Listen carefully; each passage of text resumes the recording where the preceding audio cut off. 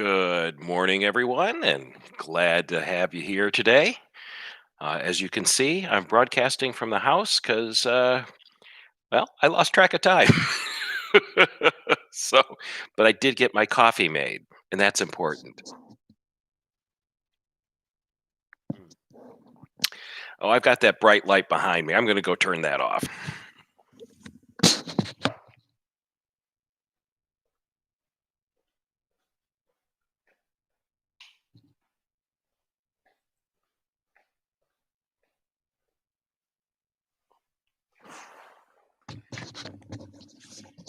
Ah, that looks better on the screen. Yeah, good to see everyone today. Looks like we're in for rain most of the day now. Um, with that tropical storm out in the Gulf of Mexico there. I know looking out in our backyard here, it's just damp and drizzly. But hey, it's a good morning nonetheless. So Marie, Amy, Sheila, Dottie, glad to have you here.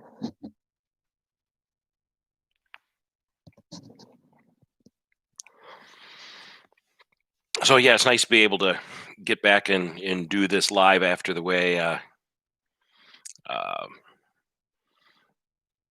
Monday kind of worked out and the morning filled up so quickly after I was done with my uh, physical. But hey, when the doctor has good news and you get through the physical, it's yeah, I'll take that any day. So, what's new with you folks today? Anything exciting going on in other parts of town?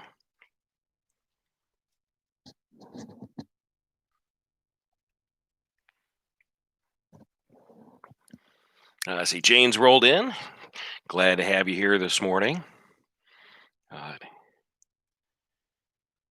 yeah, here in Altamont, folks are a little bummed. It was last week we heard that no Fourth of July fireworks, and that's always a huge deal up here. In fact, where we live, we kind of schedule our whole day when the fireworks are going on. Uh, you just don't want to leave our subdivision and try and go out toward Altamont Mall. You'll just get bogged down and not get anywhere.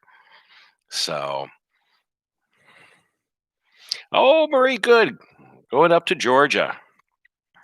That will be nice to see your daughter. I know folks are starting to get out a little more. Last night, we had what, 13, 14 people on for happy hour last night. And Gloria Picard mentioned she not only got to go out to see her grandkids for maybe the fourth time in these last 11 weeks, but for the first time was able to give them hugs. Everyone was comfortable enough with that. So it's nice to see, at least as far as COVID goes here in Central Florida, things moving toward the right direction. So the governor and the state health department all think things are going well. So we're to officially to phase two on Friday, and then phase three.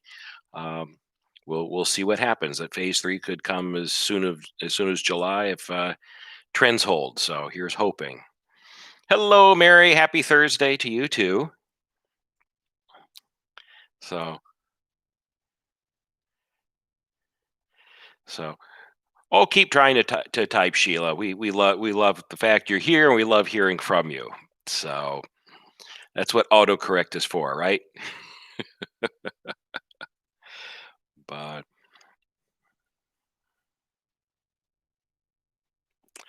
yeah, it's amazing how those kids can wear you out, and frankly, for many folks have made this comment that after quarantining and now getting back out again, um, how tiring activity can be again. So it's there's been a lot of negative side effects to the whole quarantine that's going to take some time to get readjusted. Exercise and is one of them. Getting used to other people, including more active people like kids. Yeah, yeah. So, but at least you got to see them, and that's fun. And now that you sent them home to mom and dad, you get to rest. So it's all good.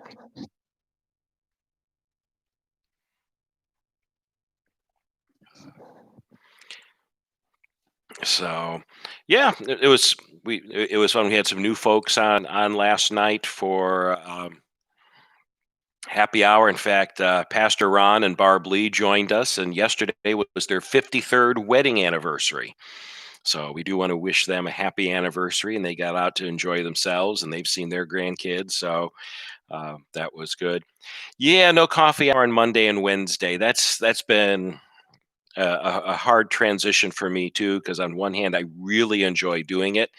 Um, on the other hand, it's difficult to do that every day now that the office has reopened and being back down there and getting around to other things.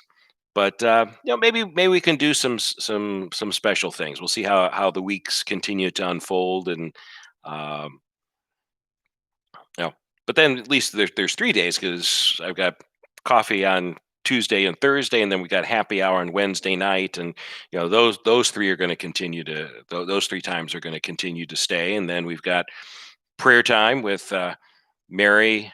Um, and Denise Beamer.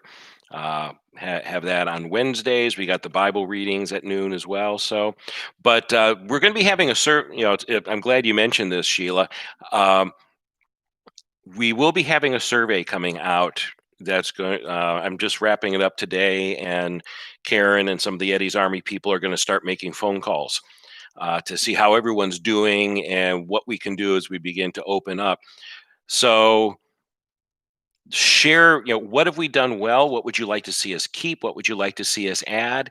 Um, so include that in there, and maybe there's some ways in which we can do some other things, because yeah, i uh, I enjoy it, and I appreciate people worrying about me, which was nice that we're folks were the staff was very adamant that couple weeks ago, got away for a weekend for vacation.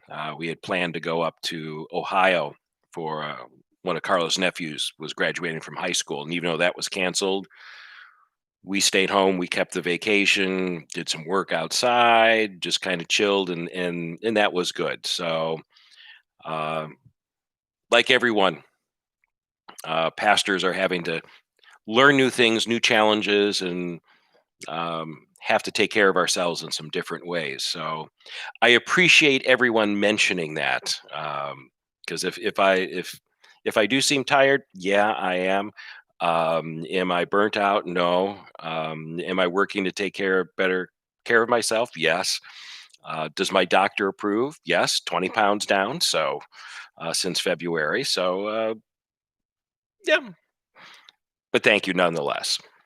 For our devotions this morning, of course, all my devotional books are back in my library. But thought with some of the comments from Sunday's sermon, and even in this past Tuesday's uh,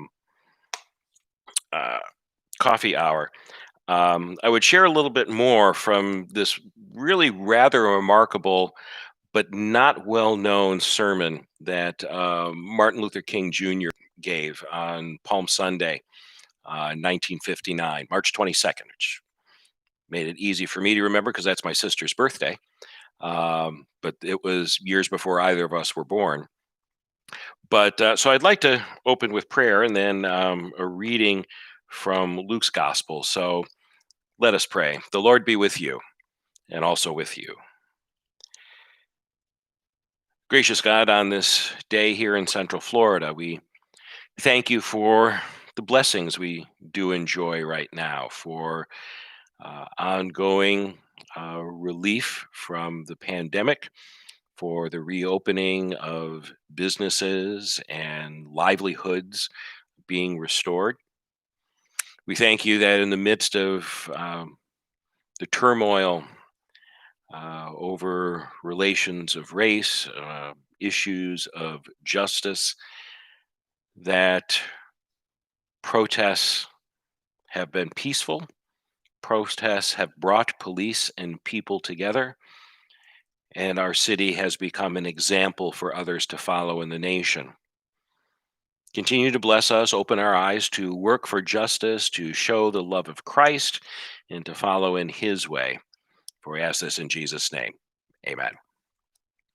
So I'd like to read again. This is the reading from Luke's Sermon on the Mount. Uh, there's two versions of the Sermon on the Mount that are given in the Gospels. The Sermon on the Mount officially is in Matthew's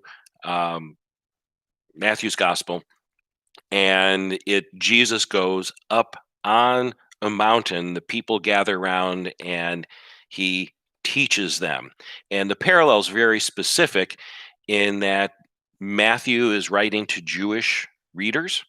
So he wants them to think of who else taught the people and gave them the law of God from a mountain: Moses. So, Sermon on the Mount, Matthew. And Matthew's Sermon on the Mount is 3 chapters long, chapters 5 through 7. In Luke's gospel, um, it's shorter, and the Beatitudes are still there. Blessed are those who hunger. Blessed are those. Those are in both sections. But Luke's version of the Sermon on the Mount actually takes place on a level place. It's there in chapter 6, verse 17. Jesus came down with them from the mountain where he was, and stood on a level place with a great crowd of his disciples and a great multitude of the people. And then he began to teach. So Luke's is technically the Sermon on the Plain, but some of the same content, but it's not even a full chapter long. It's the Beatitudes and um, a parable, and this section here on the law of love. And so this is Luke chapter 6, starting in verse 27. But I say to you that hear, love your enemies, do good to those who hate you, bless those who curse you, pray for those who abuse you. To him who strikes you on the cheek, offer the other also, and from him who takes away your coat, do not even withhold your shirt. Give to everyone who begs from you, and of him who takes away your goods, do not ask for them again. And as you wish that men would do to you, so do to them. If you love those who love you, what credit is that to you? Even sinners love those who love them. And if you do good to those who do good to you, what credit is that to you? For even sinners do the same. And if you lend to those from whom you hope to receive, what credit is that to you? Even sinners lend to sinners to receive as much again. But love your enemies, and do good, and lend and expect nothing in return, and your reward will be great, and you will be sons of the Most High, for he is kind to the ungrateful and the selfish. Be merciful, even as your Father is merciful. It has been heartening since I recorded the morning coffee on Tuesday. Uh, if I had several folks comment about how tired I looked in it, and I really was, and it wasn't so much physical fatigue as it was emotional fatigue. Um, since Sunday and the rioting that took place Sunday night, and watching that night after night, um, was just really draining. Um,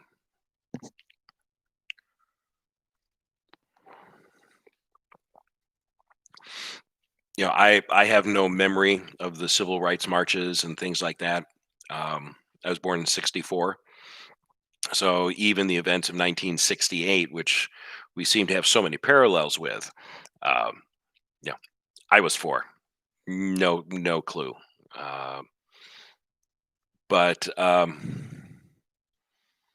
you watch that trauma, the anger, the division, the tension in the cities, the destruction, um, and then you wonder if it's going to happen here. And we had friends who were in areas in Tampa and other places that were close to where looting and rioting was happening. Um, So it was an image for many of you who remember the '60s, in those events. It was deja vu. It was events you never thought you would see again in our country. So seeing that time after time after time, and then to have the president, um, yeah, and let me preface this: I'm an independent. I hold Republican and Democratic Party leadership in equal disregard. Um, when he gave his Law and Order speech and said he was going to someplace special, my first instinct was he's going to go to the Lincoln Monument. The Lincoln Monument had been spray painted. Um, the World War II monument had been spray painted the night before, and defaced. And I thought, he's go to Lincoln. If hopefully someone's giving you good advice, and that would be the image of unity from another time of division. Um,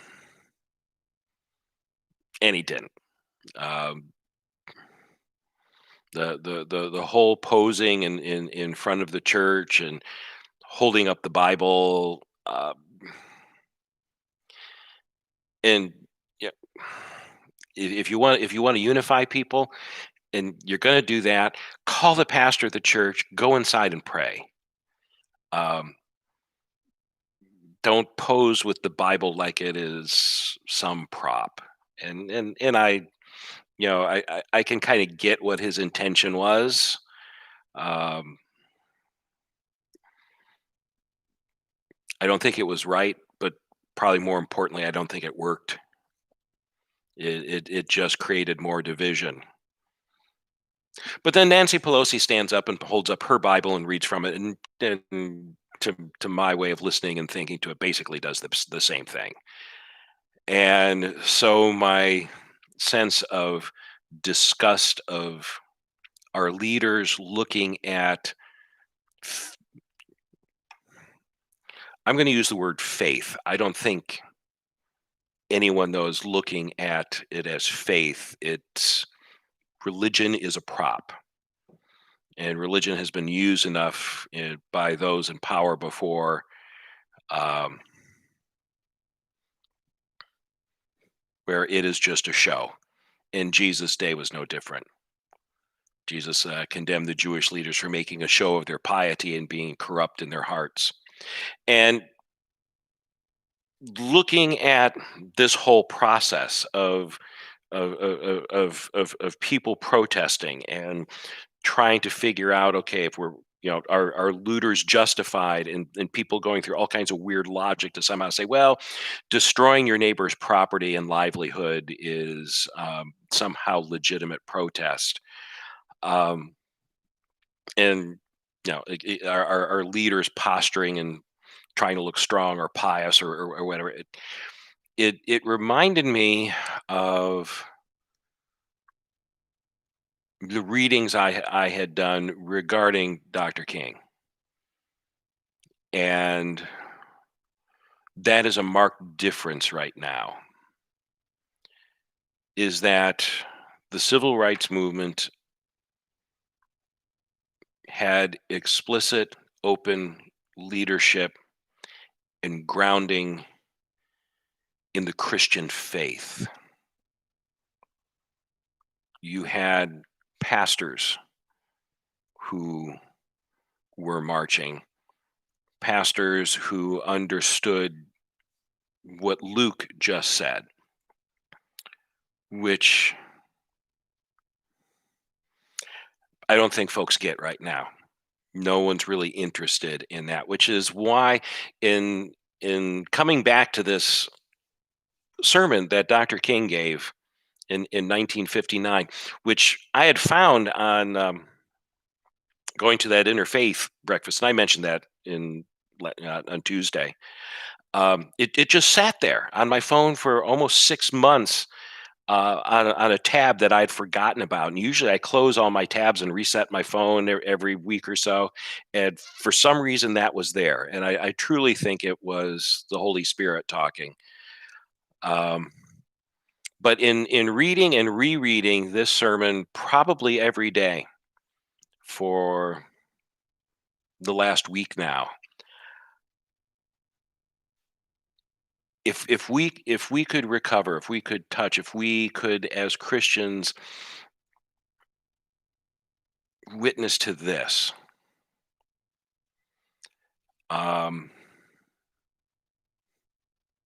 I think there's this dilemma and these slogans that um, get tossed around in the marches with the best of intentions.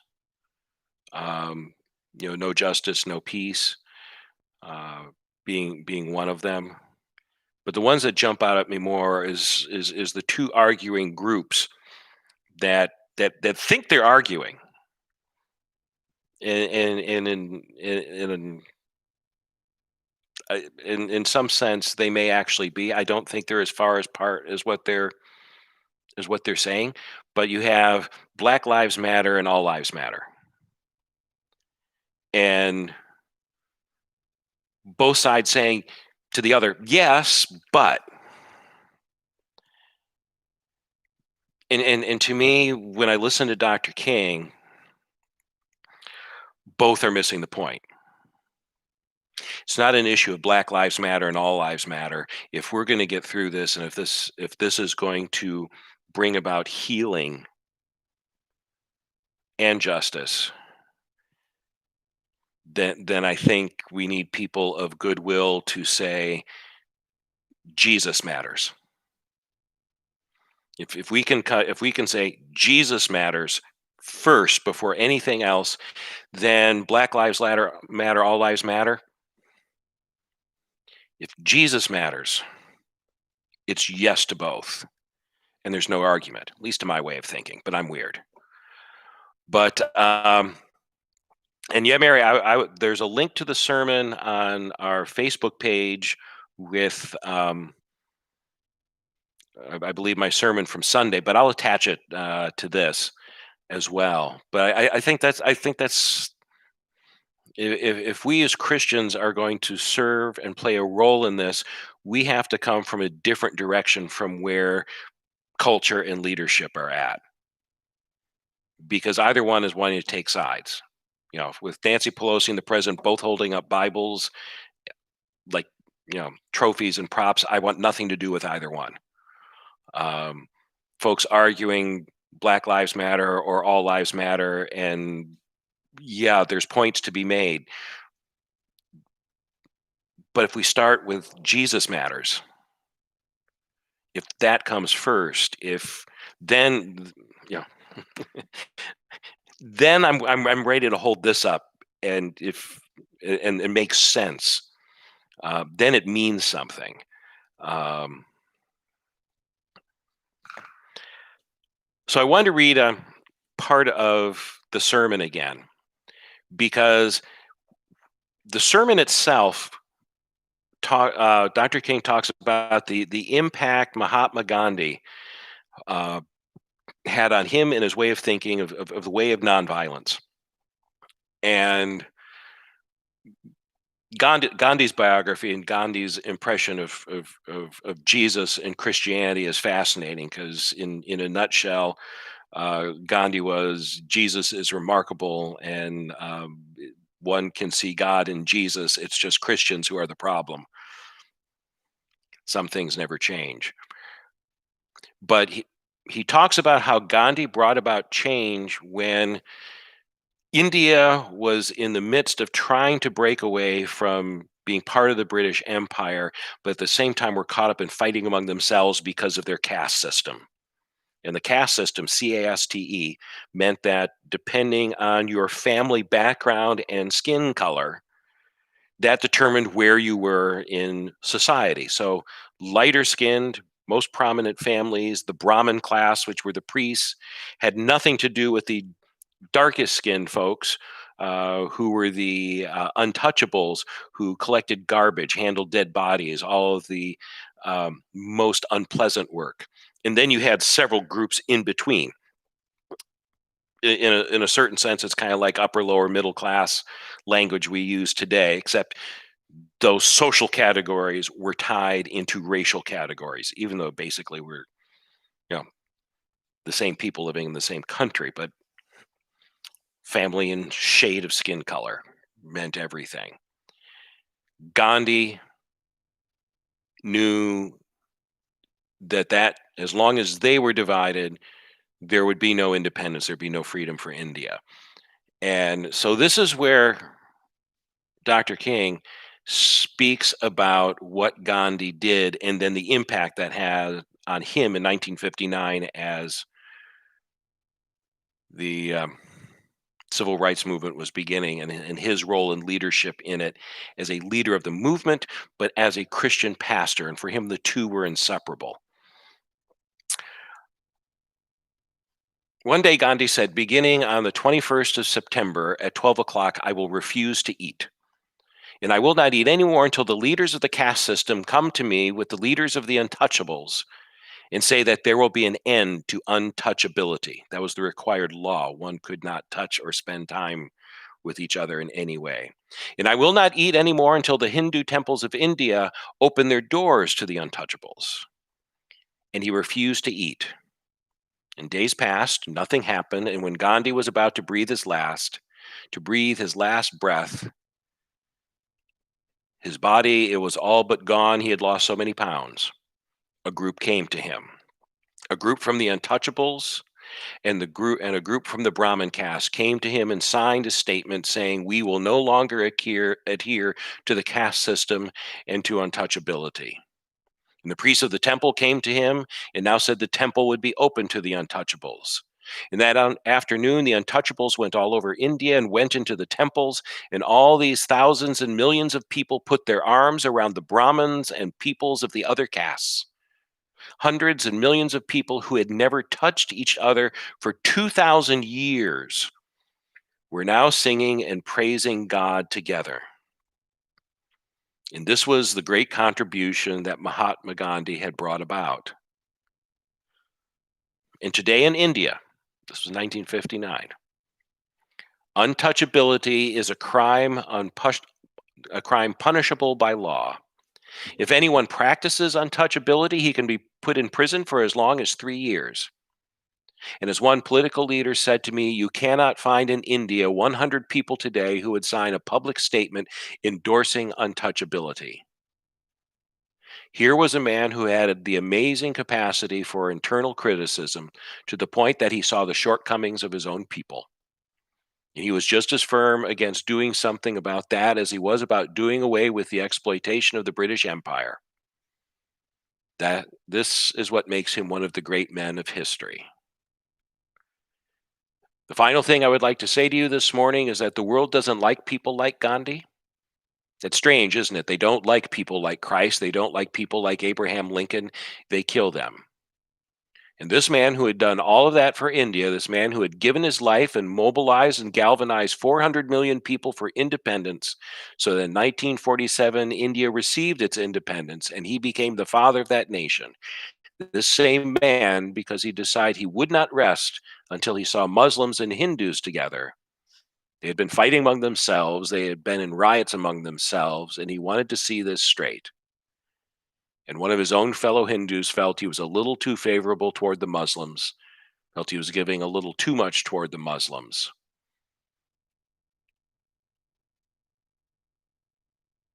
On his way out to prayer that afternoon, one of his fellow Hindus shot him. Here was a man of nonviolence falling at the hand of a man of violence. Here was a man of love falling at the hands of a man of hate. The rest of the sermon I read Friday, and it's not the Friday, Sunday, and I will post it again. But he has this warning that he includes in there, and this is the warning, and that peal is always in the form of a warning: he who lives by the sword will perish by the sword. Who today will follow Christ in his way and follow it so much we will be able to do greater things than even he did, because we were able to bring about peace of the world and mobilize hundreds and thousands of men to follow the way of Christ.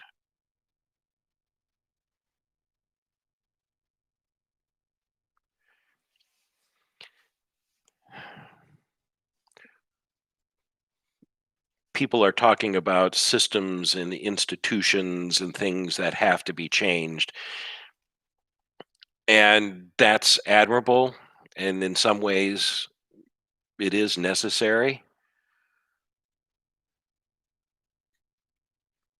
But when one brings the church in, when one brings God into the conversation, you realize that these systems, be it those of racism, um, those of racial division, those of economic division, it's not a system; it's sin, and that's where we struggle with. You know, we as Christians say, this is bigger than us changing and making right rules and punishing certain people, and that will somehow magically take care of it. As much as I love Star Trek, Gene Roddenberry's first series of the original series, and then Next Generation was built around this idea: oh, we've outgrown racism. We don't need money anymore. Everyone shares. No, you can't outgrow or genetically alter sin. So we need a savior. And right now, that's not what many people are wanting, and that's where we can make a difference. Uh, and that's the reason I think this is going to be it's going to be okay. Um, I have reposted for some of my friends a meme that I've seen several times, a picture of Samuel L. Jackson, um, angry, and it's a clip from Kill Bill. Which, if you haven't seen, if you don't like gory movies and things like that, don't watch it.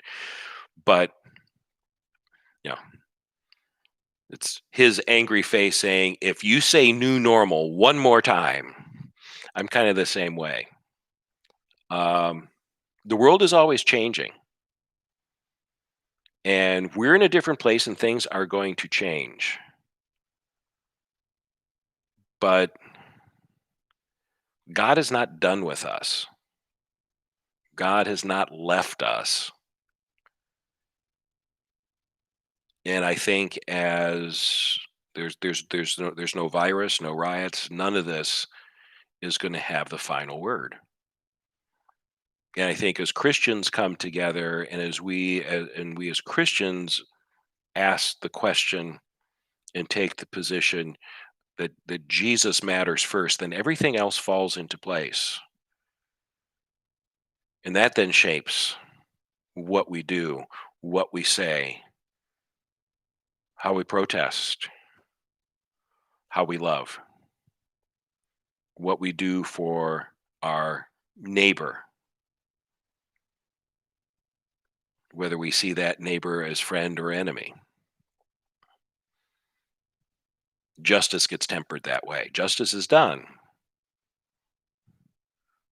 but the justice of Christ is not always the same as human justice. So on this Thursday, I'm feeling better. It was a quiet night in Orlando. It was a quiet night in more parts of our country than not. Um, we will see what happens, and as we come together, as politicians will do what they do, and they will make bad decisions. They will offend. They will show themselves unworthy of trust, and yet we need to find ways to encourage and support them to learn and do the right thing. And even those who are most offensive, the cross still says they are not unredeemable. Because if they are, then if they aren't redeemable, then neither are we. So I invite you to read the whole sermon to learn, I want to say, a different side of Dr. King, but learn the roots of where the I have a dream speech came from. Learn what his experience with Mahatma Gandhi and his approach and this blending collision. I'm not sure how to best describe it, but the influence that Gandhi had on what we do as Christians to serve and embrace the way of justice is remarkable. And you see this here 9 years before he himself was shot to save a nation. So there you are. I will put the link on there. If you haven't listened to my sermon or Tuesday's morning coffee, I do more with it there than what I did this morning. It's kind of three different approaches to the larger sermon and perspective, but I think it also says a good bit about where I'm at in all this. Um, doesn't have to be where you need to be, but it's fair to ask your pastor what he or she thinks. So there you go.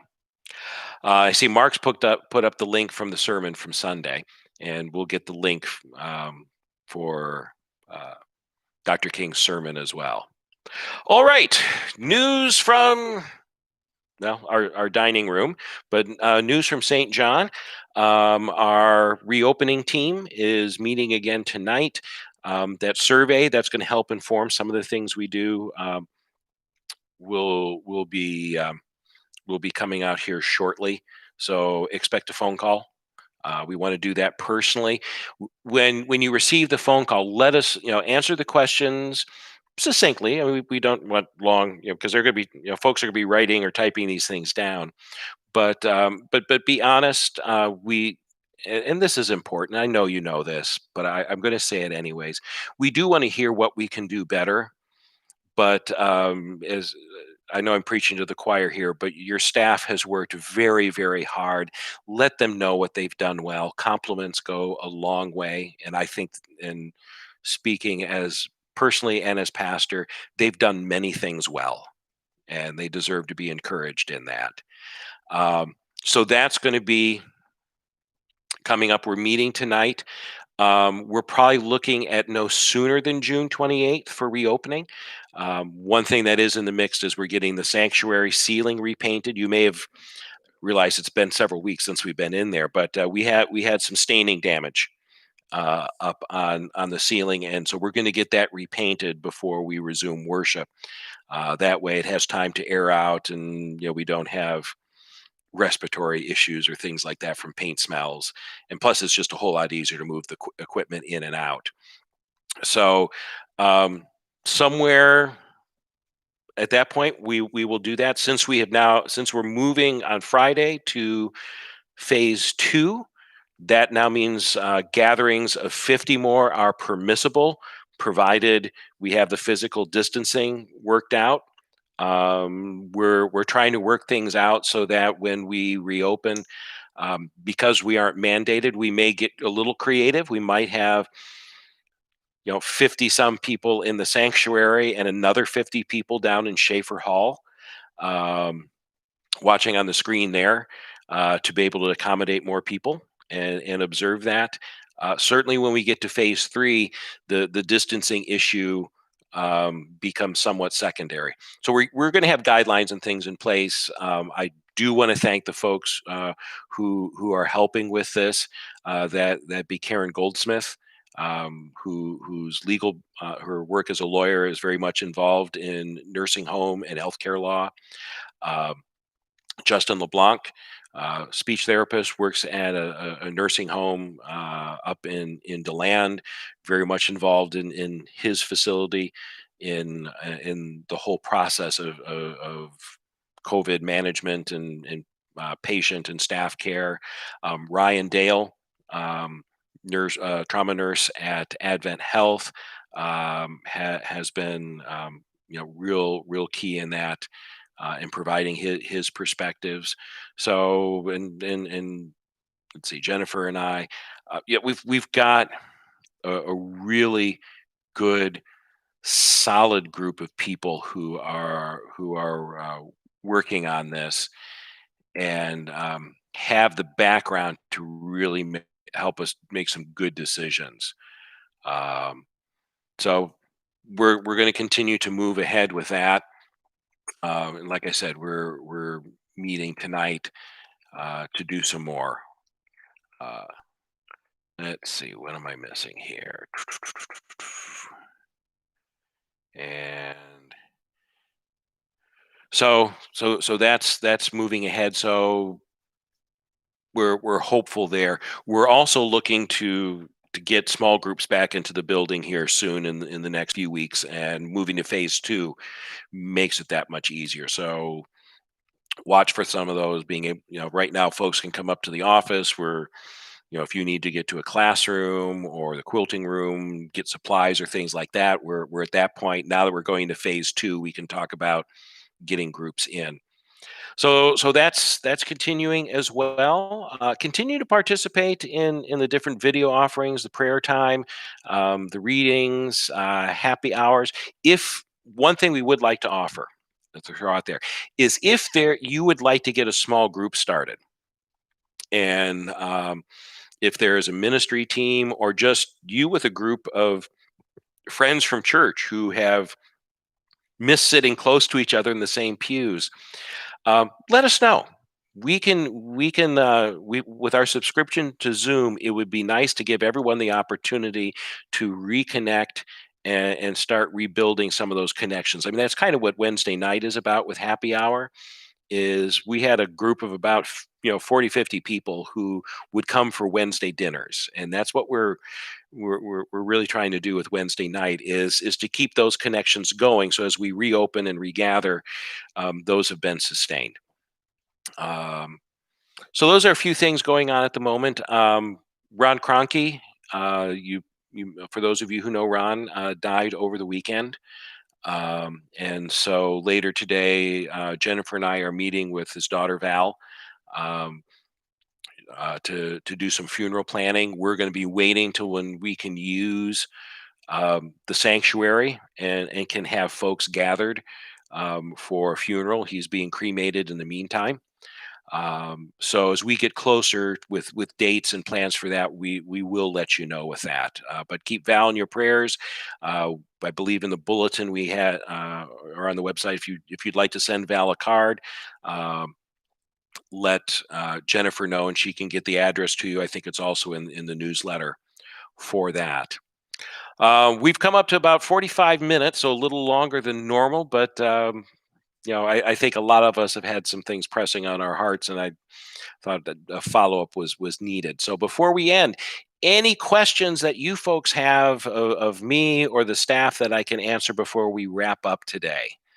Um, Laura, I'm glad this is helping. I'm so looking forward to saying hello to you face to face. Uh, and welcome to St. John. It's your true example of that the church is not the building, and we are the people.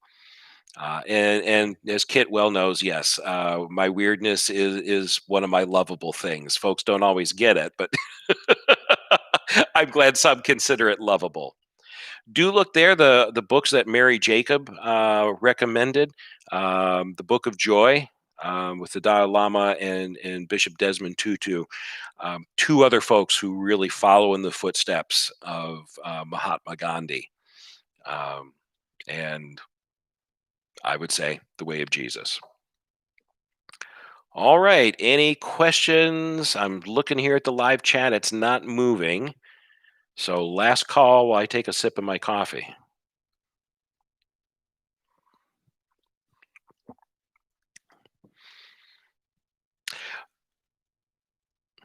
Well, thank you, Mariah. that is part of this is to kind of bring a calming moment during the week, during the day. And maybe I can look at some other things and